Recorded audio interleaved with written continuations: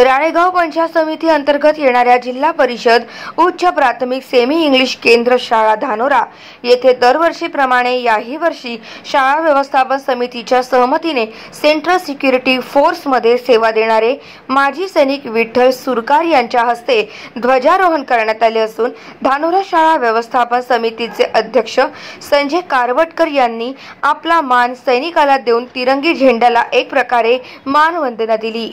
त्यानंतर स्वातंत्र्य दिनाचे महत्त्व शाळेतील काही विद्यार्थ्यांनी पटवून दिले।